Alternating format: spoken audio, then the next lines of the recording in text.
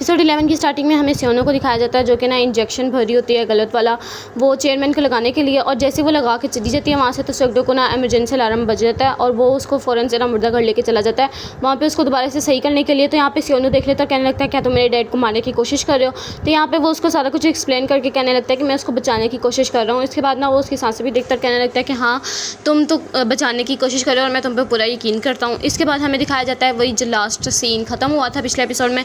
यहाँ पे ब्योंगिल बेहोश हुई होती है, यहाँ पे इसको होश दिलवा के इसका सांगजी और बोंकी इसका हाल पूछने के लिए आते हैं। तो ये साइड पे ले जाती है ह्योन को और पूछ लगती है कि तुम ग्योंग के साथ हो कि ब्योनवू के साथ हो, मुझे बता दो, मुझे ग्योंग को बताना चाहिए या नहीं कि तुम उसको धोखा दे रहे हो। और यहाँ पे ना वो एक कॉन्ट्रैक्ट भी दिखा देती है जो कि ना वो ब्योनवू के घर से लेके आई थी। तो वो कहने लगता है कि तुम ये सब कुछ अकेले कैसे कर रही हो, क्यों कर रही हो, तुम्हें नहीं पता तुम्हें इसका नुकसान उठाना पड़ सकता है। तो वो कहने लगती है कि तुम भी तो अकेले ही कर रहे हो सब कुछ। तो वो कहने लगता है कि चलो ठीक है, आइंदा से हम लोग जो भी करेंगे वो मिल के करेंगे और मतलब कि हम लोग किसी से कुछ भी नहीं छुपाएंगे। यानी कि इन्होंने दोबारा से अपनी टीम बना ली होती है। और यहाँ पे इसको ना काफ़ी मुश्किल से समझा के कह देता है कि अब वैसे तुमने अचानक से किसी के भी घर नहीं चले जाना, क्योंकि अगर तुम पकड़ी जाती तो तुम्हें बहुत ज़्यादा नुकसान हो सकता था। इसके बाद जब आ जाता है ना ब्योनवू के पास तो वो कहने लगता है कि मुझे इस फोटो को एक्सप्लेन करो क्योंकि तुम बोंगिल का बहुत अच्छे से ख्याल रख रहे थे। तो वो कहने लगते हैं ये सब कुछ आपकी सेक्रेटरी की गलती है, मैं इसको मारना चाहता हूँ। तो यहाँ पे ना अचानक से उसको मैसेज आ जाता है सांगजे का और वो कहने लगता है कि मुझे रियल CCTV फुटेज मिल चुकी है।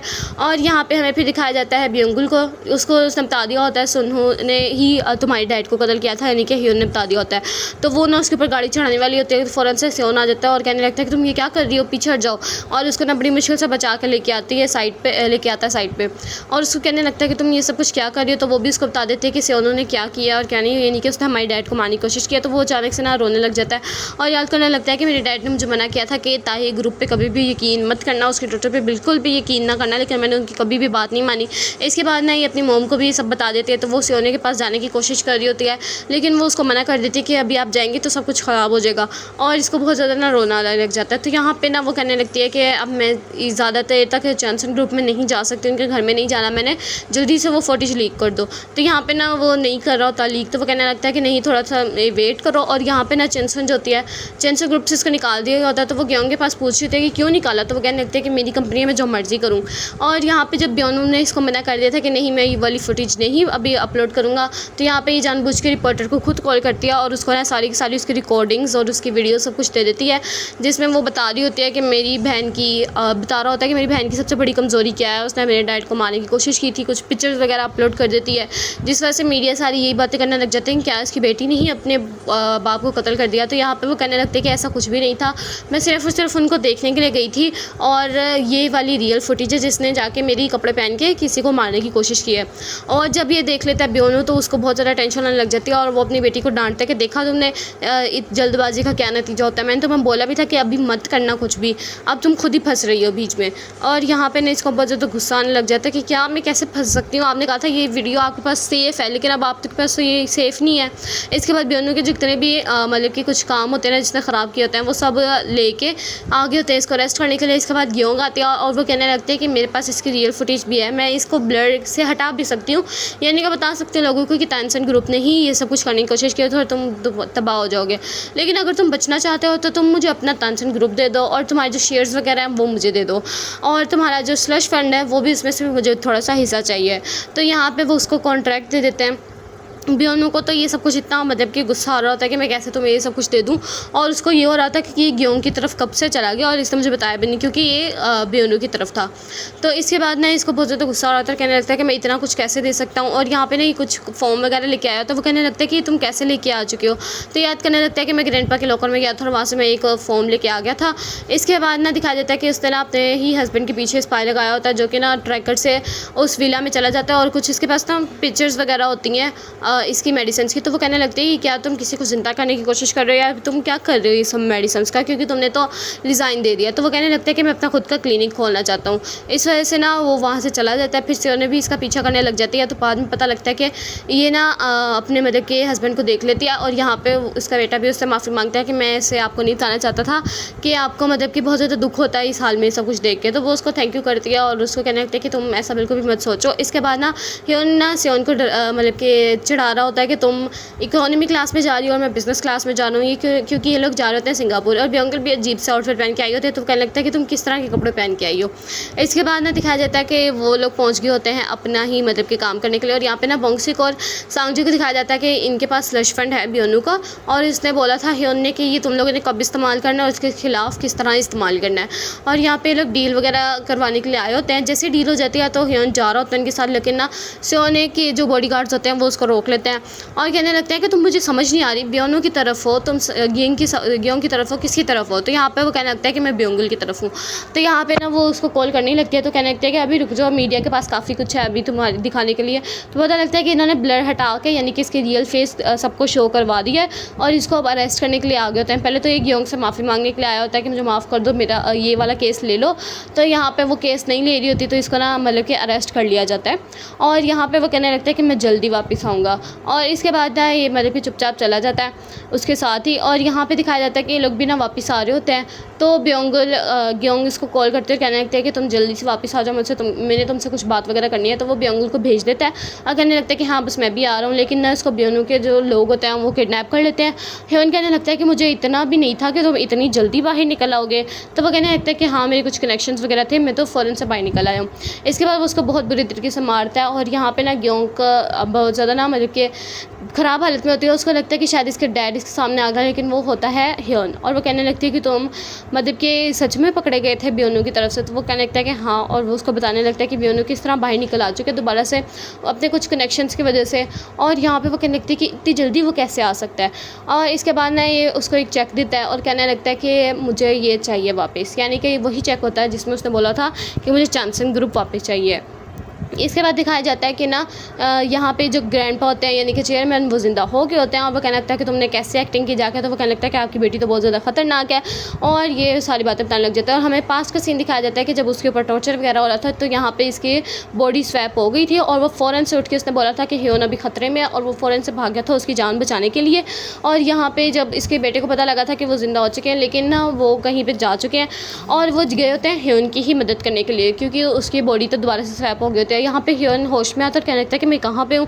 और बियोनू ने कहा होता है कि इसको ख़त्म कर देना और इसको ज़िंदा बिल्कुल भी नहीं छोड़ना, लेकिन इसको थोड़ी बहुत फाइटिंग आती होती है तो वो मार मुर के ना भाग रहा होता है, लेकिन अभी भी कार्स इसका पीछा कर रही होती हैं। तो वो किसी तरीके बचा के साइड पे आ जाता है और यहाँ पे बियोंगिल भी आ जाती है और यहाँ पे चेयरमैन भी आ जाता है। चेयरमैन जब आता है तो वो कहने लगता है कि क्या तुम अभी तक ज़िंदा हो। तो वो कहने लगता है कि आपके बच्चों ने मुझे मारने की कोशिश की, तरह काफ़ी नहीं है तो मतलब कि आप भी मुझे गाड़ी से मारने की कोशिश कर रहे हैं और मैंने आपको अभी तक माफ़ नहीं किया। तो वो कहने लगता है कि कोई बात नहीं। इसके बाद ना वो अपना काम वगैरह कुछ करवाता है उससे, वही वाला जो उसने अपने पीछे पास में छोड़ दिया था, मतलब कि इसकी बॉडी में छोड़ दिया था, वो इसकी भी इससे करवाएगा।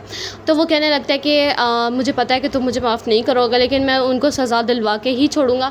अब मैं पिछली वाली हरकत नहीं करूँगा कि मतलब कि इन सबको इग्नोर कर दूँ और इनको मतलब कि वो सज़ा ना दिलवाऊँ।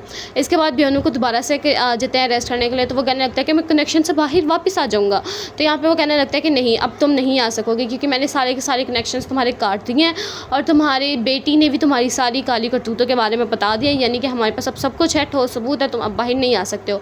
इसके बाद ह्योन जब आता है तो अचानक से ना बोंगिल उसको गले लगा लेती है और कहने लगती है कि तुम कहाँ पर रह गए थे, मैंने तुम्हारा कितना वेट किया। तो वो उससे ना पोलाइट तरीके से बात कर रहा होता है, वो इसके लिए थोड़ा ओड होता है।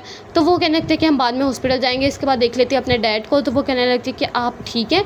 उसके बाद ना वो उससे माफ़ी वगैरह मांगने लग जाता है कि मैं तुम्हारे पास क्यों नहीं आ सका था और तुम्हें मैं क्यों नहीं यहाँ पे लेके आ सका था। तो वो ना खाना भी खा रही होती है, साथ में रो भी रही होती है और कहने लगते हैं कि मैं आपको समझती हूँ। और इसके बाद ना वो अपनी मॉम को सब कुछ जाके बता देती है कि वो मतलब कि वापस आ चुके हैं चेयरमैन। और यहाँ पे ह्योन जो होता है वो अपनी दादी के पास जाके रोने लग जाता है। इसके बाद ना यहाँ पे ये एक मतलब कि लेटर पढ़ता है जो कि होता है ह्योन की तरफ से, और वो कहने लगता है कि मुझे पता है कि मैंने क्या सज़ा मतलब कि क्या बुरा काम किया है, मुझे पहले ही कर देना चाहिए था, मैं माफ़ी मांगता हूँ ह्योन से भी और मैं अपने आप को जाके सरेंडर कर रहा हूँ। तो इससे पहले कि मैं आपको मतलब कि फ़ेस टू फेस नहीं आपको फेस कर सकता। इसके बाद वो ना यहाँ पे चेयरमैन कहने लगता है कि चलो मेरा एक बेटा तो सही हो गया है, अब मैं दूसरे बच्चे के देखता हूँ। यहाँ पे ना इसको पता लग जाता है ग्योंग को उस स्पाई की तरफ से कि ना ये तो किसी को बचाने की कोशिश कर रहा होता है, क्योंकि इसको वहाँ से वो वाला इंजेक्शन मिल जाता है जो कि हॉस्पिटल में लग रहा होता है चेयरमैन को। तो ये कहने लगती है कि अच्छा तो तुम चेयरमैन को वापस लाने की कोशिश कर रहे हो। तो यहाँ पे ना उसके पास तो कोई जवाब भी नहीं होता है और यहाँ पे वो कहने लगता है कि इस दफ़ा क्या मीटिंग में जाएंगी क्योंकि उसमें वहाँ पे चेयरमैन भी आएंगे। तो वो कहने लगता है कि चलाओ पापा से जाके मिलते हैं। और यहाँ पे वो कहने लगता है कि मुझे वापस से दे दो अपना मतलब कि सीट वगैरह। और यहाँ पे वो कहने लगता है कि तुमने जब सियोन का मतलब कि गिटार तोड़ा था, तो मुझे तुम्हें मना करना चाहिए था, मैं भी लालच में आ गया था और तुम इसकी वजह से ये सब कुछ बन गई हो। तो यहाँ पे वो कहने लगता है कि मैं आपको वो सीट तो नहीं दे सकती वापस से CEO की, आपको किडनैप होना पड़ेगा।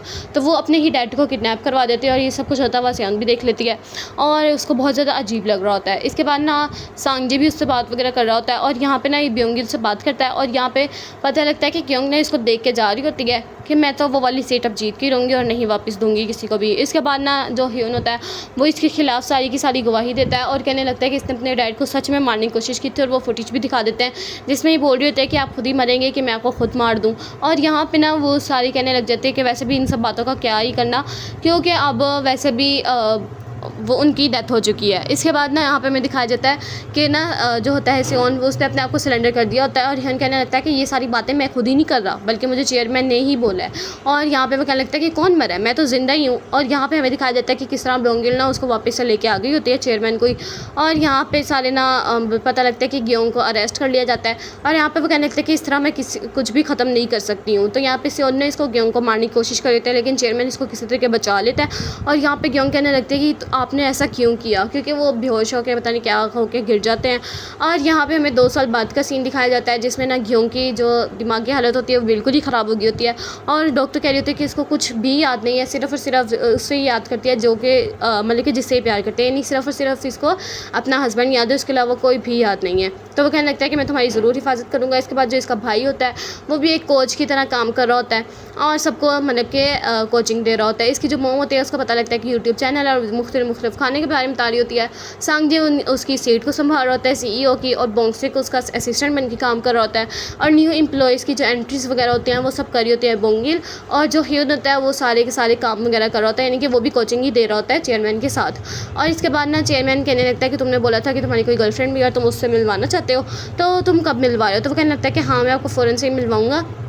इसके बाद ना इसको अचानक से कॉल आने लग जाती है ब्योंगुल की और वो जैसे ही उस कॉल को देखते हैं ना वहाँ से भागने लग जाता है और कहने लगता है कि मैं आपको जल्दी मिलवाऊंगा, इसमें इतनी देर नहीं होगी। इसके बाद वहाँ से वो भाग जाता है। इसके बाद ना वो ब्योंगुल को बार बार कॉल करने की कोशिश कर रहा होता है चेयरमैन, तो वो कहने लगता है कि ऐसा नहीं हो सकता जो मैं सोच रहा हूँ, नहीं मैं ये नहीं होने दे सकता। इसके बाद ना यहाँ पर ये देख लेता है ब्योंगुल और ह्यून को आपस में एक दूसरे को किस करते हुए, तो ये बहुत ज़्यादा हैरान हो जाता है, उसको ना गुस्से से आ रहा होता है आगे आगे भाग के। तो यहाँ पर ना हमें दिखाया जाता है कि एक्ट्रेस भी आ रही होती है और यहाँ पर ये दोनों ना एक दूसरे को रोक रहे होते हैं भागने की, शांत हो जाए, कुछ भी नहीं हुआ, कुछ भी नहीं हुआ। और यहाँ पे इनकी बहुत बुरी तरीके से टकराव होता है और यहाँ पे वो ना देखने लगता है, कहने लगता है कि आपको कहा था ना सही तरह चले, चलो शुक्र है आपकी टांग तो ठीक है। लेकिन यहाँ पे हमें पता लगता है कि इनकी दोबारा से सोल स्वैप हो चुकी है हीरोइन की, लेकिन इस दफ़ा चेयरमैन के साथ नहीं बल्कि हो चुकी है एक्ट्रेस के साथ। एक्ट्रेस कह रही होती है कि मैंने आपको कहा था ना सही तरह चलें, तो वो कहने लगता है कि आप क्या इसको जानती हैं। और यहाँ पर जो एक्ट्रेस होती है वो कहने लगती है कि वाह तुम तो मेरी ट्विन हो।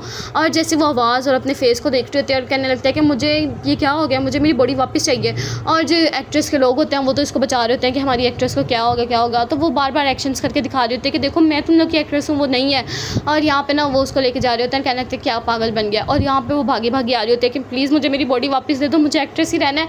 और बस इसी मज़ाहिया सीन के साथ ये वाला ड्रामा यहीं पर एंड हो जाता है। वीडियो अच्छी लगी हो तो लाइक करना, चैनल को सब्सक्राइब करना। मिलता है नेक्स्ट अमेजिंग सा ड्रामा में, तब तक के लिए अल्लाह हाफिज़।